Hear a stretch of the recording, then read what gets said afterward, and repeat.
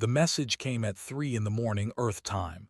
It was broken and full of static, but the words were clear enough. Help us. They are killing us. Please. Admiral T. Young sat in his office aboard the battleship Soul's Hammer and listened to the recording for the 5th time. The voice belonged to a young woman. She was crying. In the background, he could hear explosions and screaming children. New Busan was a small colony on the edge of human space. It had only 60,000 people. Farmers, miners, and families looking for a fresh start.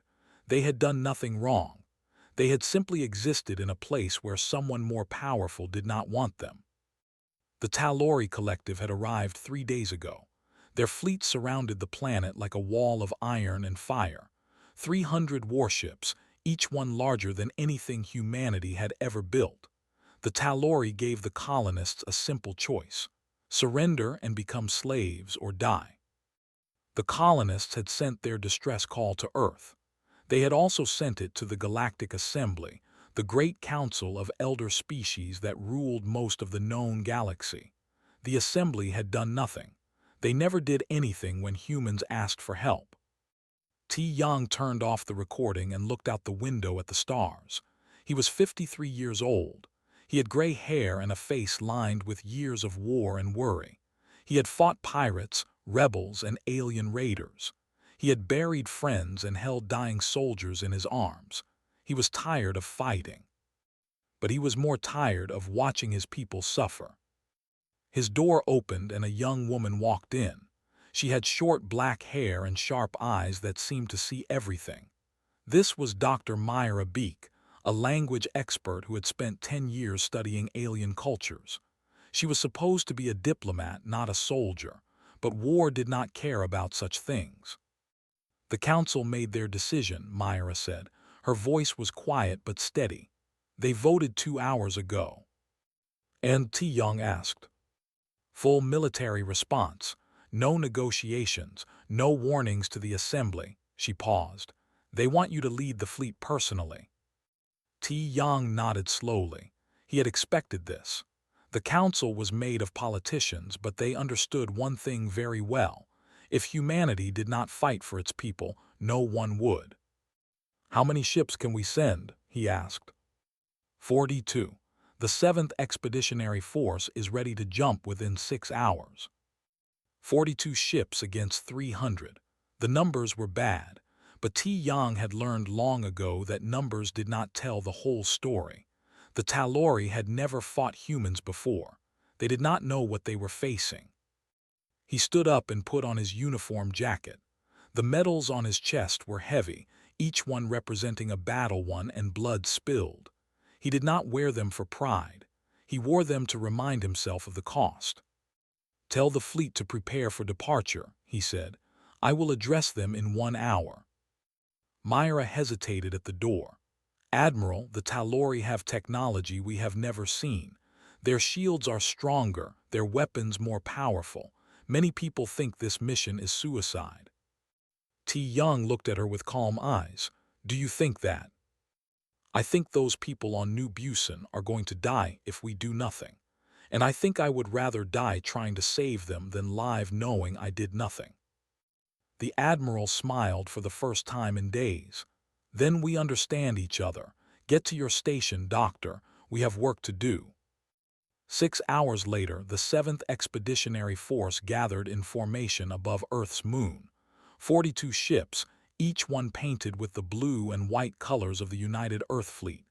They were not the largest ships in the galaxy. They were not the most advanced, but they carried something the Talori did not understand. They carried humans. Aboard the destroyer Ironclad, Captain Hana Kim watched the final preparations from her bridge. She was only 31 years old, young for a captain.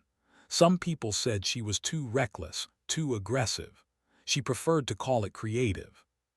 Her tactical officer, Lieutenant June Park, stood beside her with a tablet in his hands. He was the opposite of Hana in many ways. Calm, careful, always thinking 3 steps ahead. They made a good team. The Admiral is about to speak, June said, pointing to the main screen. T. Yang's face appeared on every ship in the fleet. He looked tired but determined. Behind him, the stars seemed to wait in silence. "Soldiers of Earth," he began. "You know why we are here. Our people are in danger. They called for help and we answered. The Talori think we are weak. They think we are afraid. They think we will negotiate and beg and surrender like every other young species in this galaxy."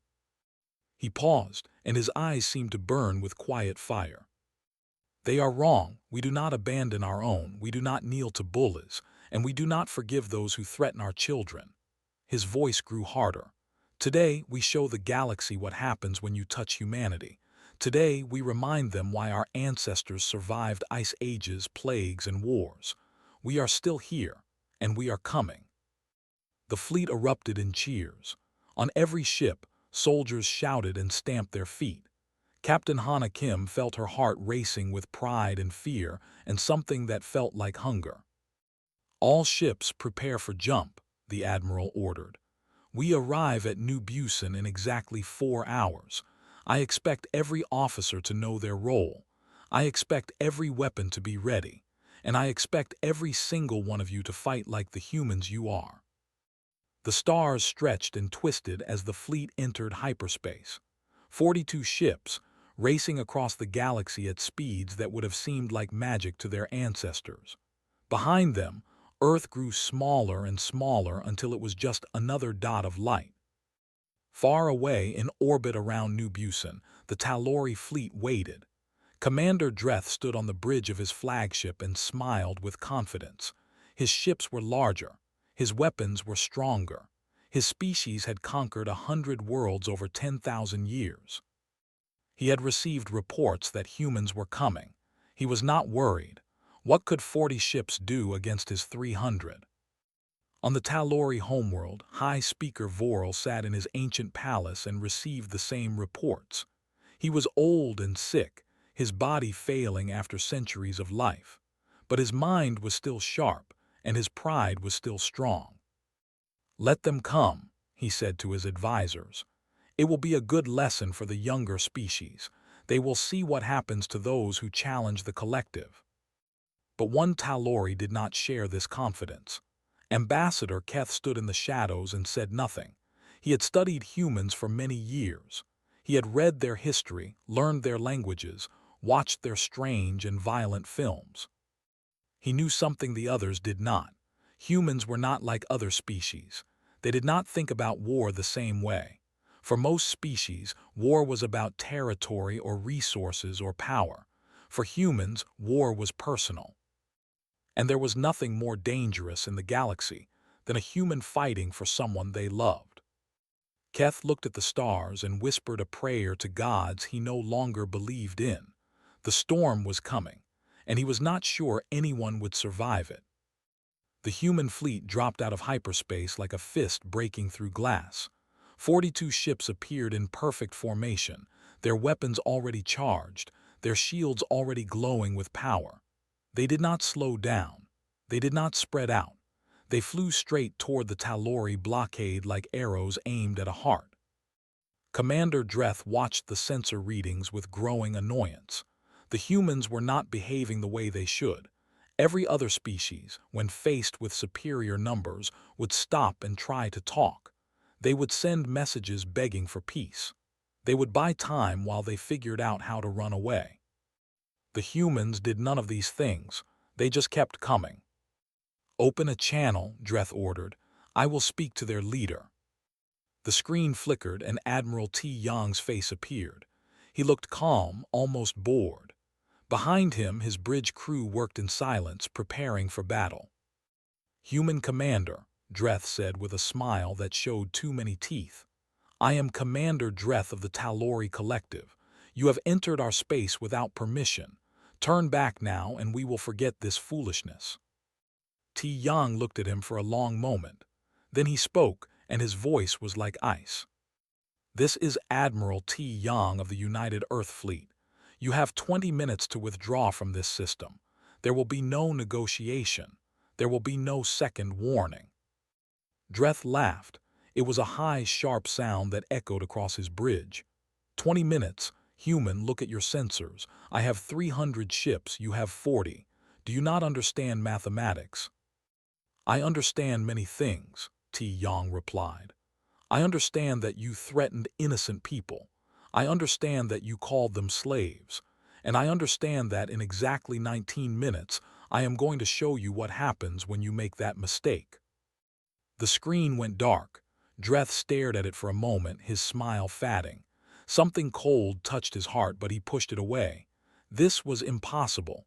Humans were primitives. They could not possibly think they could win. On the bridge of the Soul's Hammer, Dr. Myra Beek stood near the Admiral's chair. Her hands were shaking, though she tried to hide it. She was not a soldier. She had never been in a real battle before. The idea that she might die in the next hour felt unreal, like a bad dream. Admiral, she said quietly, are we really going to fire first? Ti Yang looked at her with something like sadness in his eyes. They fired first when they pointed guns at our children. We are simply answering. The 20 minutes passed slowly. On both sides, crews made final preparations. Weapons were loaded. Shields were checked. Prayers were whispered to gods, both human and alien. Then the clock reached 0. All ships, Ti Yang said calmly, weapons free. Captain Hana Kim had been waiting for those words. Her destroyer, the Ironclad, was part of the forward squadron, the first ships to enter the battle. She had spent hours planning this moment with Lieutenant June Park. Target their communication relays, she ordered. Take out their eyes before they can coordinate. The Ironclad and 5 other destroyers launched their opening attack. Missiles flew across the void, moving so fast they were barely visible. They did not aim at the Talori ships. Instead, they struck the floating relay stations that connected the fleet together. In seconds, the Talori lost their ability to communicate. 300 ships suddenly became 300 individual commanders, each one alone and confused. It was like cutting the strings of a puppet. Dreth shouted orders, but no one could hear him. His fleet began to fall apart before the real battle even started. And then the humans attacked. It was not like any battle the Talori had seen before. Human ships did not line up in neat formations. They did not fire from safe distances. They dove into the Talori fleet like wolves attacking a herd, moving between larger ships, using them as shields against their own allies. Human pilots flew with an aggression that bordered on madness. When their ships were damaged, they did not retreat. They accelerated, ramming into enemy vessels and ejecting their crews moments before impact. Some pilots stayed with their ships, guiding them into enemy engines or weapon systems, dying so that their friends could live. Lieutenant June Park coordinated the Ironclad's attacks with machine-like precision. His voice never rose above a calm murmur, even as explosions filled the space around them. Enemy destroyer bearing 045. Captain, I recommend we. Already on it, Hana said, spinning the ship in a way that should have been impossible. Hold on to something. The Ironclad dove under a Talori cruiser and came up on its other side, launching missiles directly into its unshielded belly. The cruiser exploded, and Hana was already turning toward the next target. Across the battlefield, human ships performed similar miracles of violence and skill. The Talori had better technology, but the humans had something they could not match. They had the fury of a species fighting for its own. Commander Dreth watched his fleet dying around him. 100 ships were already gone, turned into expanding clouds of metal and fire. The humans had lost only 6. It was impossible. It was wrong. His entire understanding of the universe was breaking apart. How, he whispered, how are they doing this? No one answered. There was no one left to answer. On the flagship Soul's Hammer, Admiral Ti Yang watched the battle with no expression on his face. He had seen death before. He had caused death before. It never got easier, but he had learned to push the horror aside and focus on what needed to be done. The enemy fleet is breaking, reported his sensor officer. Multiple ships attempting to retreat. Do not let them, Ti Yang ordered. Chase them to the edge of the system if you have to. I want every ship that threatened our people destroyed or captured." The battle lasted 3 more hours. By the end, 112 Talori ships were destroyed. 60 more were captured. The rest fled into hyperspace, running back to their homeworld with stories of monsters and madness. Human losses were 18 ships, over 2,000 soldiers dead. Each death was a weight on T. Yang's heart, a name he would carry forever. But the mission was complete. New Busan was free. The admiral took a shuttle down to the planet's surface. The colonists had gathered in the main square, their faces dirty and tear-stained. They had spent days hiding in basements and caves, waiting for death. Instead, they found salvation. When T. Yang stepped off the shuttle, a small girl ran toward him. She could not have been more than 5 years old. She grabbed his leg and looked up at him with huge, wondering eyes. "Are you an angel?" she asked. T. Yang knelt down and took her hand. "No," he said softly. "I am just a soldier, but I promise you no one will hurt you again." The colonists cheered and cried and hugged each other. Dr. Myra Beek stood at the edge of the crowd, watching. She had seen terrible things today. She had seen ships explode and people die. But she had also seen something beautiful. She had seen what humans could do when they decided to protect each other. Far away, on the Talori homeworld, High Speaker Vorel received the news in silence. His fleet was broken. His commander was dead. And humans were celebrating on a world he had claimed as his own. Ambassador Keth stood before him, waiting for a response. "Tell me, Keth," Vorel said slowly, "what do you know about these humans?" "They are a young species," Keth answered carefully. "They have only been traveling between stars for 300 years. They are emotional, impulsive, and often foolish." He paused. "But they have one quality that makes them dangerous." "What quality?" "They never forget, and they never forgive." Vorel sat in silence for a long moment. His ancient face showed nothing, but his hearts were beating with something he had not felt in centuries. It was fear. "Then we must destroy them," he said finally, "before they destroy us." The war was only beginning. The news of the Battle of New Busan spread across the galaxy like fire through dry grass. Every species, from the oldest empires to the youngest colonies, heard what the humans had done. 40 ships against 300. Victory against impossible odds. The Talori, one of the most powerful species in the galaxy, had been humiliated by a race they called primitives. On 100 different worlds, beings of every shape and size watched the recordings in shock. They saw human ships diving into enemy formations with suicidal bravery. They saw pilots ejecting from destroyed vessels and then guiding missiles by hand toward enemy ships.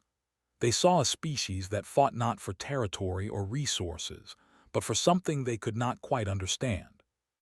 The Galactic Assembly called an emergency meeting. This was the Great Council that had ruled the galaxy for 50,000 years.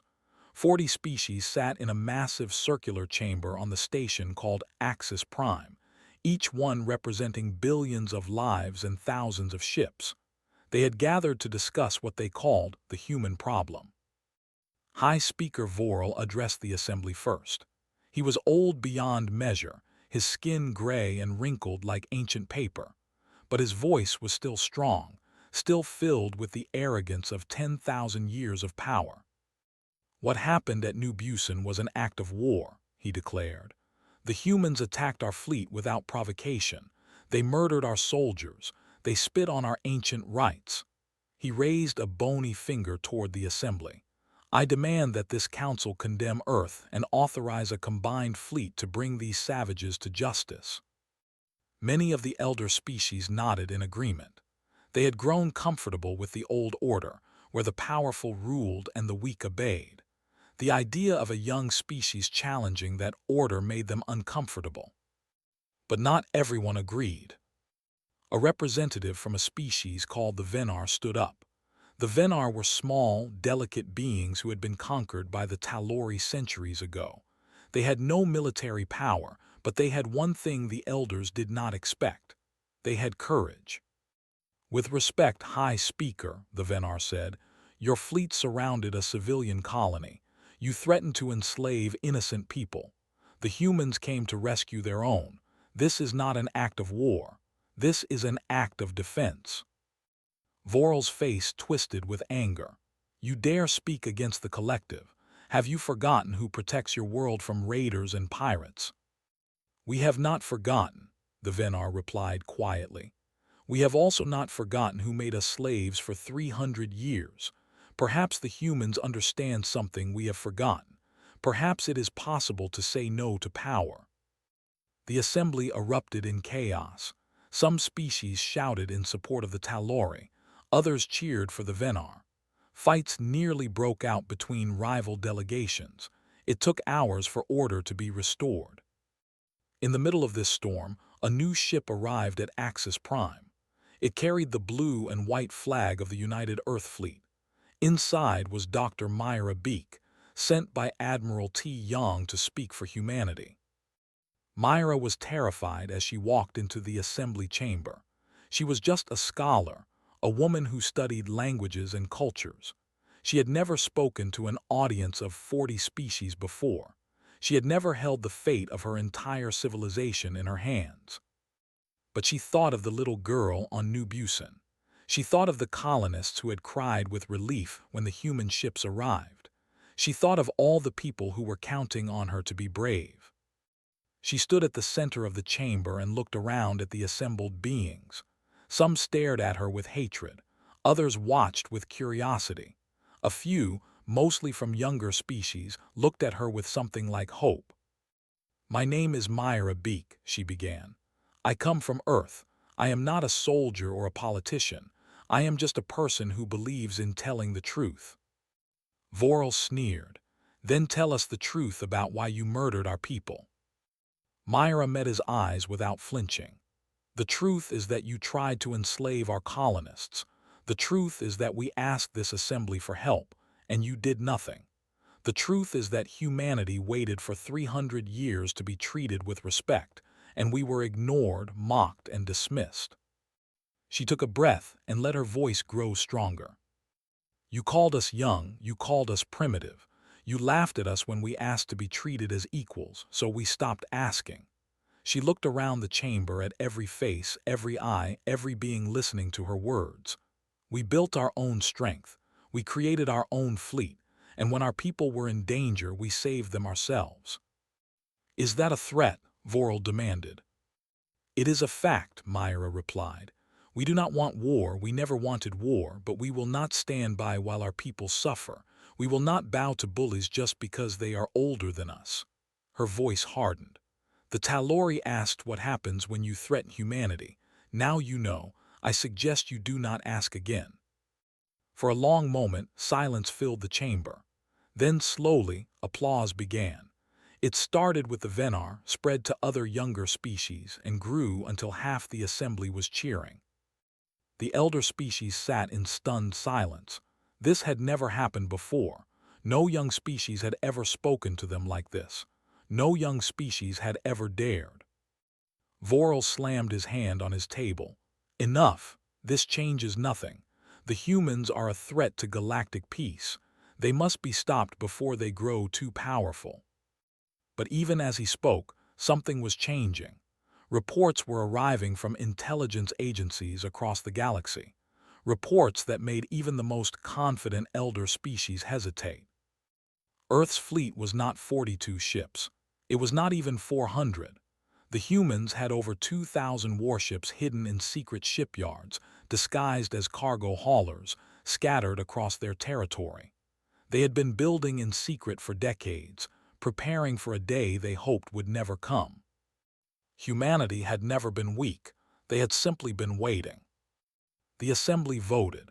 It was close, closer than anyone expected, but in the end, they refused to support the Talori's demand for war. The younger species had united behind humanity, and the elder species were too divided to act. Voral stormed out of the chamber, his advisors trailing behind him like frightened servants. As he passed Myra, He stopped and leaned close to her ear. "This is not over," he whispered. "My people have destroyed civilizations that were old when your ancestors were still crawling in the mud. You have won a battle. You have not won the war." Myra looked at him with calm eyes. "Perhaps, but you should know something about humans, High Speaker. We do not need to win every battle, we just need to survive. And we are very good at surviving." Vorel said nothing more. He walked away, his footsteps echoing in the great hall. Ambassador Keth watched him go, then approached Myra. Unlike most Talori, his face showed something other than arrogance. It showed worry. "You have made a powerful enemy," he said quietly. "Vorel is old and dying, but he still controls the Grand Fleet. He will not rest until humanity is destroyed." "Then we will be ready," Myra replied.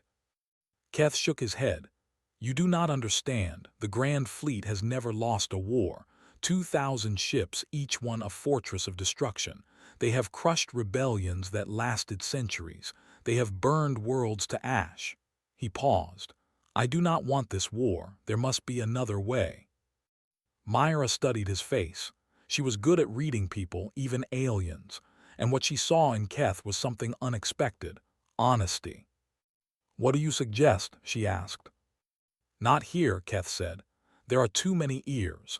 But if your people truly want peace, meet me on the neutral station in 3 days. Come alone, and bring your admiral. We have much to discuss." Before Myra could respond, Keth walked away, disappearing into the crowd of departing delegates. That night Myra sent a message to Admiral T. Yang. The message was simple, but its meaning was heavy. "War is coming, but there may be a chance to stop it. We need to talk." Far away, in the darkness between stars, the Grand Fleet of the Talori was already gathering.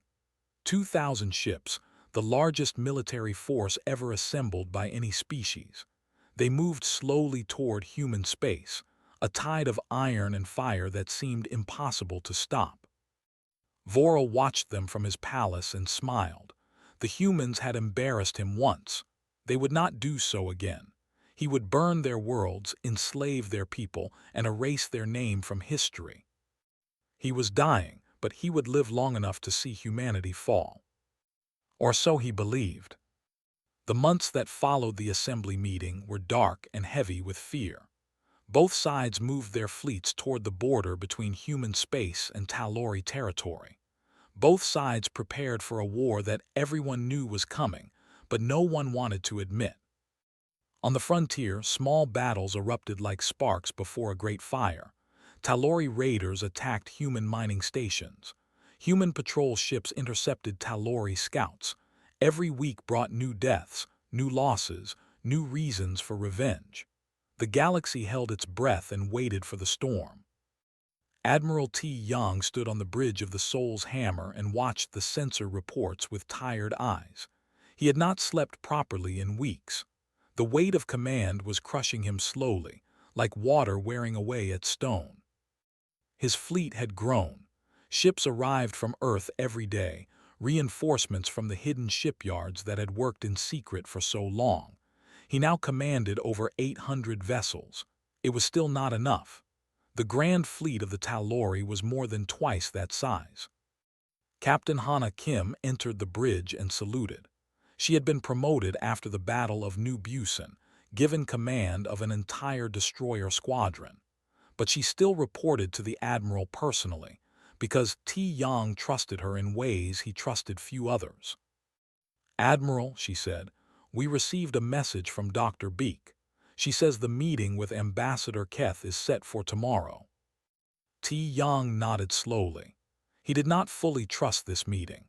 It could be a trap, a way for the Talori to capture or kill humanity's leaders before the real war began. But Myra believed in it, and he had learned to trust her judgment. "I will go myself," he said. "Prepare a shuttle, and Hana, if I do not return, you know what to do." Hana's face tightened. "Sir, let me come with you, if it is a trap." "If it is a trap, I need you here to lead the fleet." He put a hand on her shoulder. "You are the best captain I have ever served with. The fleet will need you." Hana wanted to argue, but she knew it was useless. The admiral had made his decision. All she could do was salute and watch him go. The neutral station was an old trading post between human and Talori space. It was run by a species called the Merchants, who cared only about profit and refused to take sides in any conflict. It was one of the few places in the galaxy where enemies could meet without weapons.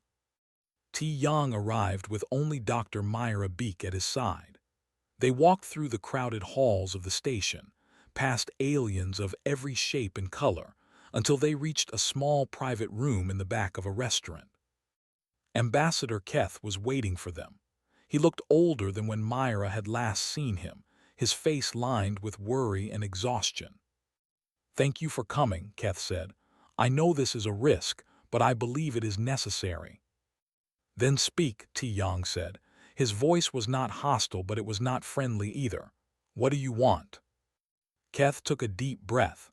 "I want to end this war before it truly begins. I want to save both our peoples from destruction." "Noble words," T. Yang replied, "but your High Speaker does not seem interested in peace." "Voral is dying," Keth said. "His body is failing after centuries of life. He has perhaps 1 year left, maybe less." He leaned forward, his eyes intense. "This war is not about territory or power. It is about legacy. Voral wants to be remembered as the leader who crushed humanity. He wants his name written in history as a conqueror." Myra frowned. "So this entire war is about one old man's pride?" "Yes," Keth said bitterly. "Millions will die so that Voral can feel important in his final days. Many in the collective do not want this war, but Voral controls the military. We cannot stop him." He paused. "But you can." T. Young's eyes narrowed. "What exactly are you suggesting?" "Capture him," Keth said. "During the battle, send a team to his flagship. Take him alive and bring him before a tribunal. If Voral is removed, the moderate faction can take control. We can end the war and begin real negotiations." Silence filled the room. T. Young exchanged a look with Myra.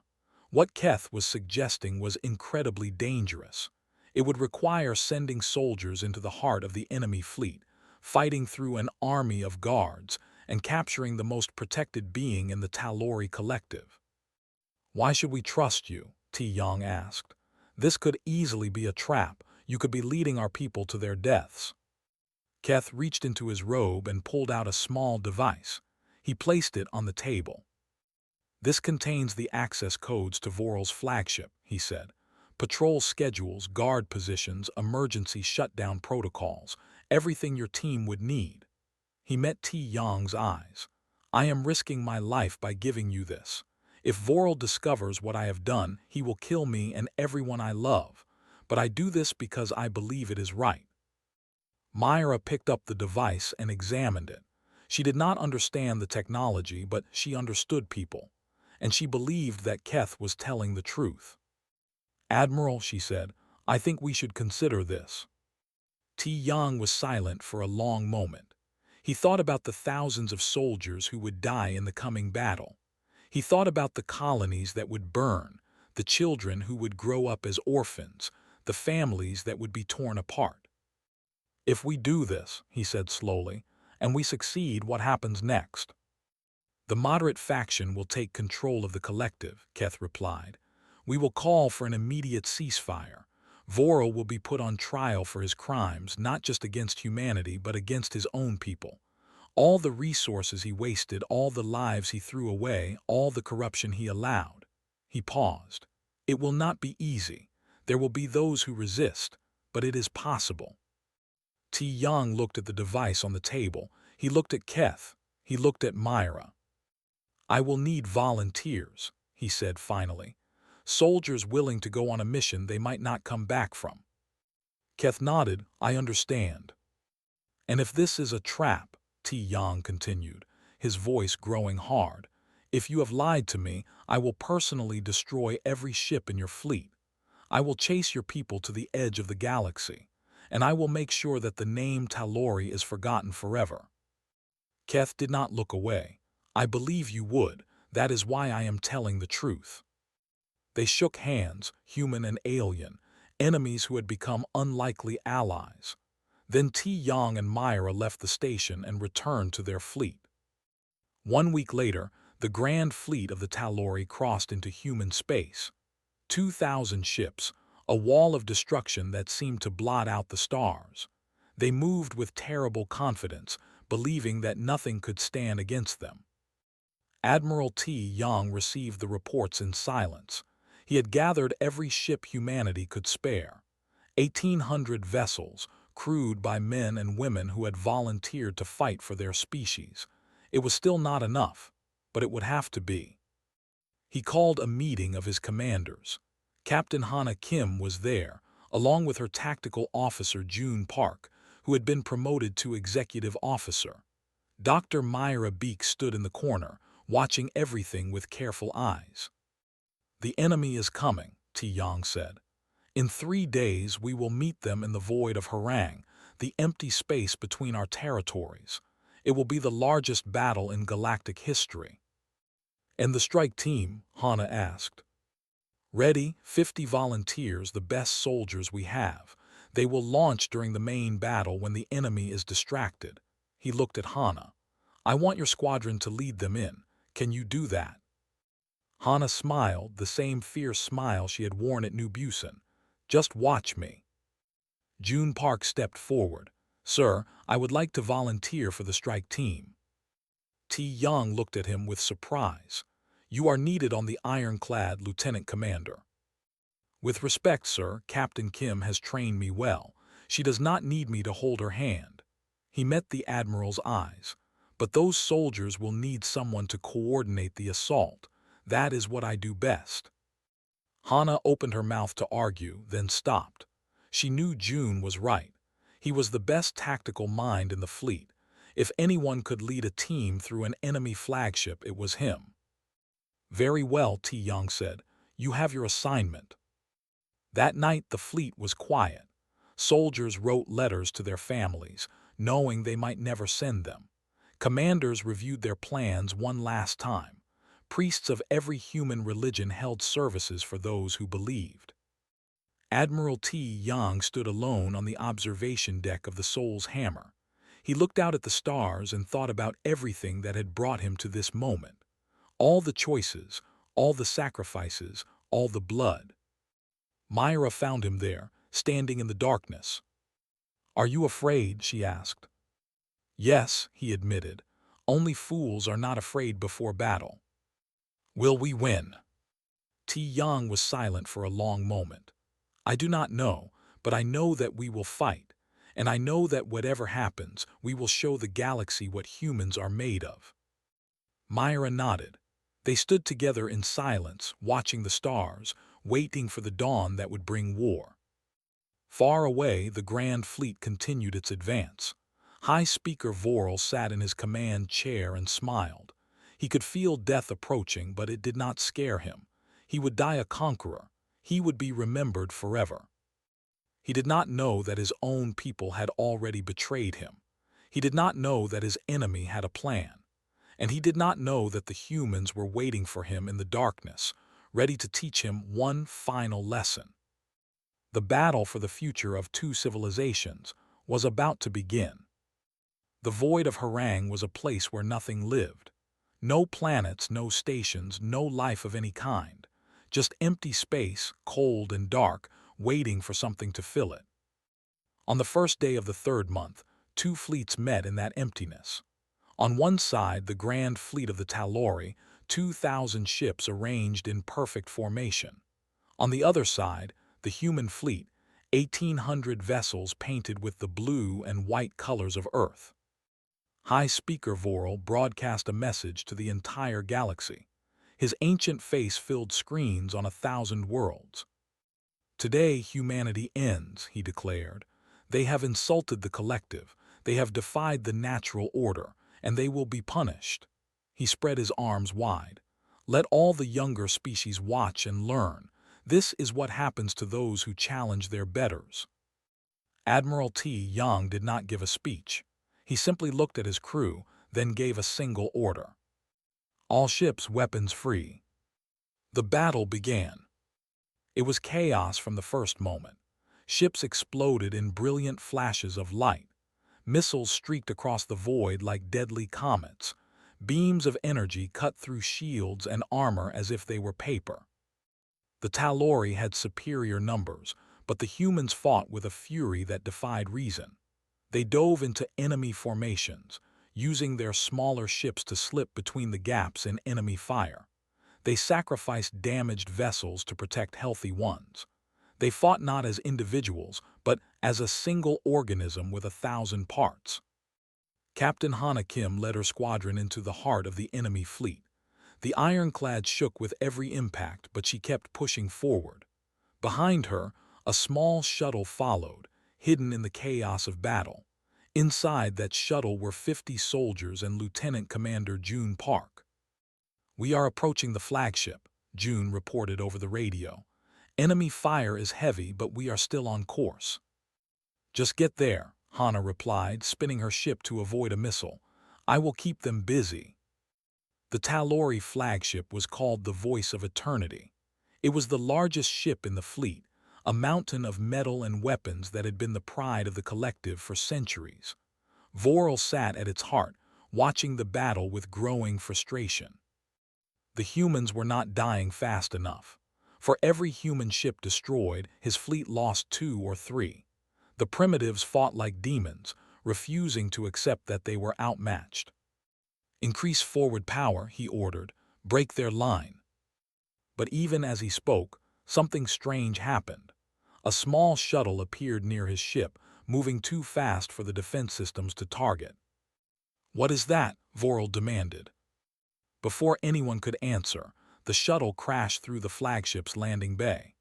The doors buckled and twisted, and 50 human soldiers poured out with weapons blazing. June Park led the assault. He was not a natural fighter, but he had studied every map, every patrol route, every weakness of the enemy ship. He knew exactly where to go and how to get there. "Strike team, follow me," he ordered. "We have 12 minutes to reach the command deck." The corridors of the Voice of Eternity were filled with enemy soldiers. They were taller than humans, stronger than humans, and they had better weapons. But the humans had something the Tal'Ori did not expect. They had Dr. Myra Beak. Myra had insisted on joining the strike team. She was not a soldier, but she spoke the Tal'Ori language perfectly. More importantly, she understood how they thought. As the team fought through the ship, she called out commands in the enemy's own language, confusing guards and causing chaos. "Retreat to Section 7, she shouted. "The humans are attacking the engine room." Enemy soldiers ran the wrong way, believing her words. It bought the team precious seconds. They reached the command deck with 4 minutes to spare. The doors were sealed, but Ambassador Keth's codes worked perfectly. The massive gates slid open, revealing the bridge of the most powerful ship in the galaxy. High Speaker Vorel stood in the center, surrounded by his guards. He was old and frail, but his eyes burned with hatred. "You dare enter my ship," he snarled. "You will die here, all of you." June Park stepped forward, his weapon raised. "High Speaker Vorel, you are under arrest for crimes against humanity and against your own people. Surrender now, and you will receive a fair trial." Vorel laughed. It was a terrible sound, full of madness and pride. "A trial? You think I care about trials? I am the voice of the collective. I have destroyed civilizations that were old when your ancestors were fish in the sea." "Then you should have learned from them," Myra said, stepping beside June. "They are gone. You will be too. The only question is whether you spend your final days in a prison cell or as a corpse on this floor." For a moment, Vorel's face twisted with rage. Then slowly his guards lowered their weapons. They had seen the battle outside. They knew their fleet was losing, and they knew that their leader had brought them to this disaster. "We surrender," said the chief guard. "The High Speaker is yours." Vorel screamed with fury as human soldiers grabbed him. He cursed them in 3 languages, threatened them with eternal torment, promised revenge that would last 10,000 years. But no one listened. He was just a dying old man, and his time was over. Outside, the battle continued, but when the voice of eternity broadcast its surrender, something changed. The Talori fleet began to fracture. Some ships kept fighting, loyal to Voral until the end, but many others stopped, confused and leaderless. Admiral T. Yang saw his opportunity. He broadcast a message on all frequencies. Talori fleet, your leader has been captured. Your flagship has fallen. The war is over. His voice was firm but not cruel. Stand down and you will be treated with honor. Continue fighting and you will be destroyed. The choice is yours. One by one, Talori ships began to power down their weapons. The hardliners who refused to surrender were surrounded and destroyed. Within 3 hours, the greatest battle in galactic history was over. Humanity had won. The weeks that followed were filled with negotiations, treaties, and trials. Ambassador Keth, true to his word, led the moderate faction to power. The collective agreed to pay compensation for the attack on New Busan. They signed a treaty recognizing human space and promising to never threaten human colonies again. High Speaker Voral was tried before a joint tribunal of humans and Talori. He was found guilty of starting an illegal war, of threatening civilian populations, and of wasting the lives of his own soldiers for personal glory. He died in prison 3 months later, alone and forgotten. The Galactic Assembly was forced to recognize humanity as a major power. The younger species celebrated, seeing humans as proof that the old order could be challenged. The elder species watched nervously, wondering what the future would bring. Admiral T. Yang retired after the war. He was offered positions of power, seats on councils, monuments in his honor. He refused them all. Instead, he moved to New Busan and bought a small piece of land near the sea. He planted a garden there, growing vegetables and flowers, living quietly among the people he had saved. Captain Hana Kim took command of the rebuilt 7th Fleet. She became one of the most famous commanders in human history, known for her bravery and her habit of doing impossible things. Lieutenant Commander June Park was promoted to captain and given his own ship. He never lost a battle. Dr. Myra Beek became Earth's permanent ambassador to Axis Prime. She spent her days negotiating treaties, building alliances, and slowly changing the way the galaxy saw humanity. She was good at her job, but she never forgot the soldier she had been during the war. Years later, a young alien from one of the smaller species approached her at a diplomatic reception. The alien was nervous, barely old enough to be away from home. "Ambassador Beek," the alien said, "I have a question, if you do not mind." Myra smiled kindly. "Of course, what would you like to know?" "Is it true what they say about humans, that you never abandon your own, that you would fight the entire galaxy for a single person?" Myra looked at the young alien for a long moment. She thought about Admiral T. Yang, who had risked everything for 60,000 colonists. She thought about Hana Kim, who had flown into impossible odds without hesitation. She thought about June Park, who had volunteered for a mission he might not survive. She thought about all the soldiers who had died so that others might live. "Yes," she said softly, "it is true." The young alien's eyes widened with wonder. "Why? Why do you do it?" Myra reached out and touched the alien's shoulder gently. "Because that is what makes us human. We are not the strongest species. We are not the oldest. We are not the smartest, but we take care of each other. No matter what, no matter the cost." She looked out the window at the stars. Somewhere out there, humanity was still growing, still exploring, still protecting its own. They had come so far from the small blue planet where they had begun, and they still had so far to go. But wherever they went, whatever they faced, one thing would never change. Humans never abandoned their own. Never,